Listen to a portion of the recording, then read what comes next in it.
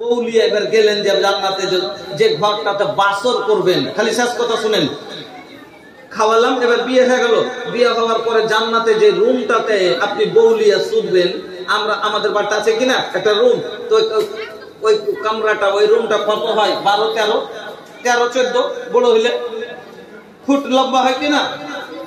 আল্লাহর জান্নাতে যে রুমটা আপনাকে বাসর করতে যাওয়া হবে, একটা খেমা হবে, একটা কোয়ার্টার হবে না। চোখটা তোর হরিণী আর কোথাও দেখিনি, বলে না বলে না? হ্যাঁ, তো সব থেকে সুন্দর চোখ আর হরিণের চোখ। হ্যাঁ বন্ধুরা আমার, তবে এত কাজল কালো চোখ আর আপনার সুন্দরী বয়স কিরকম? আল্লাহু আকবার। আপনি যদি 30 বছরের ছেলের বিয়ে দিলে, বউ কয় বছরের লাই ভাই? 18, 19। তো সেদিন একবারে হাম উমার হলেন, বয়স একবারে ম্যাচিং, একবারে নিয়নবিনী, একবারে বাকেরা বিয়ে হবে। আর আপনার বিয়ে হয়ে গেল। এবার আপনি এতগুলো যে জান্নাতে বউলিয়া এবার গেলেন যে জান্নাতে যে ঘরটাতে বাসর করবেন, খালি শেষ কথা শুনেন। খাওয়ালাম, এবার বিয়ে হয়ে গেল। বিয়ে হওয়ার পরে জান্নাতে যে রুমটাতে আপনি বউলিয়া শুধবেন, আমাদের বাড়িতে আছে কিনা একটা রুম, তো ওই কামরাটা, ওই রুমটা কত হয়? 12, 13, 14 বড় হইলে ফুট লম্বা হয় কিনা? আল্লাহর জান্নাতে যে রুমটা আপনাকে বাসর করতে যাওয়া হবে, একটা খেমা হবে, একটা কোয়ার্টার হবে। সেই কোয়ার্টারটা কিসের হবে? আল্লাহ রাসূল বলছেন, ইন্না লিল মুমিনি ফিল জান্নাতি লাখাইমাতান মিন লুলুওয়াতিন ওয়াহিদাতিন মুজাওয়াফাতিন তুলুহা 60 মাইলান। জান্নাতে মুমিনদের জন্য একটা কোয়ার্টার হবে, খেমা হবে, যাতে তারা বউ নিয়ে, আহাল নিয়ে থাকবে, পরিবার নিয়ে থাকবে। এই রুমটা, এই ঘরটা, এই খেমাটা হবে লুলু মোতি দিয়ে নির্মাণ করা হবে। রুমটা কত বড় হবে? নবীজি বলছেন 60 মাইলান, 60 মিল লম্বা হবে। কয় মিল? 60 মিল। আর বড় মাপের মিল যদি ধরা যায়, মিলে ফের ইখতিলাফ আছে, তবে বড় মাপের যদি মিল ধরা যায়, কিলোমিটারের হিসাবে 3 কিলোমিটার হবে। 1 মিল 3 কিলোমিটার। এবার জোড়া দেখতে গেলে মোটামুটি হবে 180 কিলোমিটার লম্বা। কত বড় রুমটা?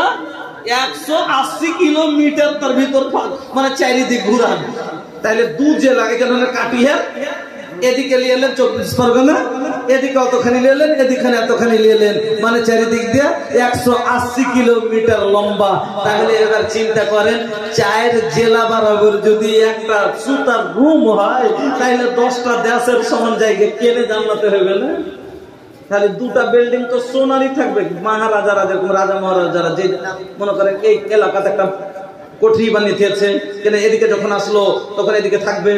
রাজা মহারাজার পরে দিল্লিতে যার ঢের টাকা আছে, দিল্লিতে একটা বাড়ি, পাটনাতে একটা বাড়ি, কলকাতা একটা বাড়ি করে রাখছে কিনা? তো আল্লাহ নবী বলছেন জান্নাতের জন্য এক জায়গাতে 2টা খালি চান্দিরই বিল্ডিং থাকবে, ওর ভিতরে সব সামান চান্দির, চামচ পর্যন্ত, কাপ পর্যন্ত সব চান্দি। একটা থাকবে জান্নাতান মিন জাহবিন ফিজ্জাতিন জাহবিন।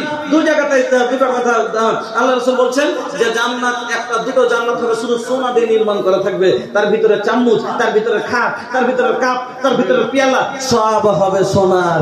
ওই চামচে ওই খাবো। আল্লাহু আকবার, কি আনন্দের জীবন হবে। আজকাল রাজা বলছেন চোখে দেখেছে, কতই বড় লোক হয়ে গেছে, মনে করছে টাকা পয়সা কামাইছে। আচ্ছা, কিছু নেই বন্ধুরা আমার। এই হলো জান্নাতের সুখ। কত কথা বলবো, এতগুলো যে খাবেন, পেশাব হবে না, পায়খানা হবে না। আল্লাহু আকবার। কি বলছেন আল্লাহ নবী? বলছেন ইন্না লিল মুমিনি ফিল জান্নাতি ইয়াকুলুনা ফিহা ওয়া লা ইয়াশরাবুনা ওয়া লা ইয়াফালুনা ওয়া লা ইয়াবুলুনা ওয়া লা ইয়াতাগাওয়াতুনা ওয়া লা ইয়ামতাকিতুনা। কালু ফামা বালুত তুআমি ক্বালা জুসান ওয়া রাসুহুন কারাসিল মিস। জান্নাতীরা, সব জান্নাতীরা কি করবে? এরা যে খাবে, এরা যে পান করবে, এদের পেশাব হবে না, পায়খানা হবে না, এদের গলাটা একটু খাস আসবে না, লাখে একটু সুড়ি আসবে না। বলবে তাহলে কি হবে? এতগুলো বললেন খেতে দিবে, তুই এতগুলো যে খাবো তো যাবে কোথায়? নবী বলছেন জোসাউন, খালি একটু ঢেকুর উঠবে। দুনিয়াতে বিরিয়ানি খেয়ে পরে যদি আমরা ছাড়ি তো কেবে, কিন্তু আল্লাহর জান্নাতে যে ঢেকুরটা আসবে, আল্লাহ পাকের নবী বলছেন জোসাউন কারাস রাসুহুন কারাসিল মিস, ঢেকুরটার ভিতর থেকে যে আসবে সেন্ট আসবে মুশকে আম্বারের সেন্ট। আল্লাহ। আর কি হবে, সামান্য একটু গুনগুন, মানুষ যখন ঘুমাইতে একটু হালকা ঘাম আসে কপালে, ওরকম একটু ঘাম বের হবে, এতই ওর হজম হয়ে যাবে।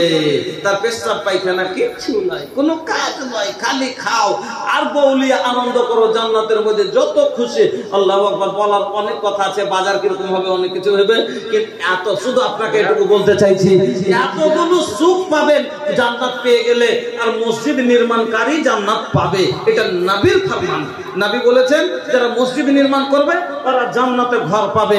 আল্লাহ তার জন্য জান্নাতে ঘর নির্মাণ করবে। আমার নবী সত্য, আমার নবীর জবান সত্য। এই জন্য জানেন আজ বিদেশ থেকে এতগুলো যে মসজিদ দিয়ে বেড়েছে, কেন জানেন? ওখানে আল্লাহ এত দৌলত দিয়েছে সৌদিয়াতে যে মসজিদ বানিয়ে নিজে একটা লোক 14 টাকার মসজিদ নির্মাণ করতে পারবে। কিন্তু কে নিবে? সবাই তো টাকাওয়ালা। কোথায় বানাবো? জায়গা নেই। তাহলে নবী বলে গেছেন, নবীর সুসংবাদ, জান্নাত পাওয়া যাবে, আমি কেমন করে ছেড়ে দিই? এই জন্য কি করেন ওনারা, আজ আপনার আমার দেশে, আপনার আমার গলিতে মসজিদ নির্মাণ করে ওখান থেকে জান্নাত অর্জন করছে, রাসূলের কথার উপর আমল করছে। আর আপনি আর আমি কপাল পুরা, আপনি আমি হতভাগা। আমাদের ভাগ্য কত খারাপ যে 30 লক্ষ 40 লক্ষ টাকা দিয়ে একাই একটা বাড়ি তৈরি করি, আর 10 লাখ টাকা গোটা গ্রামওয়ালা কালেকশন দিয়ে একটা মসজিদ নির্মাণ করতে আমাদের ভারী হয়ে যায়। হাই মুসলমানের অবস্থা। 30 লক্ষ টাকার বাড়ি নির্মাণ করে জান্নাত পাওয়া যাবে না, কিন্তু 30টা টাকা মসজিদে গেলে আপনি জান্নাতের অধিকার অর্জন করেছেন। এই জন্য আমি শেষ সময় আমার 10 মিনিট টাইম আপনার কাছে আছে, আমি আপনাদের কাছে আবদার করব, ভাইজান আমার, বন্ধুরা আমার, এই মসজিদের জন্য, জান্নাত নেওয়ার জন্য এই আল্লাহর ঘরকে দিবেন, আল্লাহ আপনার ঘর বানিয়ে দিবেন। রাসূলের সুসংবাদটাকে নেন, আল্লাহ রাসূলের ফরমান তাকে মানেন, আসেন জান্নাতের জন্য। আপনার পকেটে 100 200 400 10 20 যা আছে আপনারা আমার হাতে একটু দিয়ে দোয়া দিবেন। এবার আমি দোয়া দিতে শুরু করছি। আমি দূরের মুসাফির, মেহমান, সব চাইতে দূরের মানুষ, আপনার কাছে এসেছি, আপনাকে আমি দিল থেকে দোয়া দিয়ে যাব। যা আছে আপনার কাছে তাড়াতাড়ি দিবেন, আপনারা চলে যাবেন না।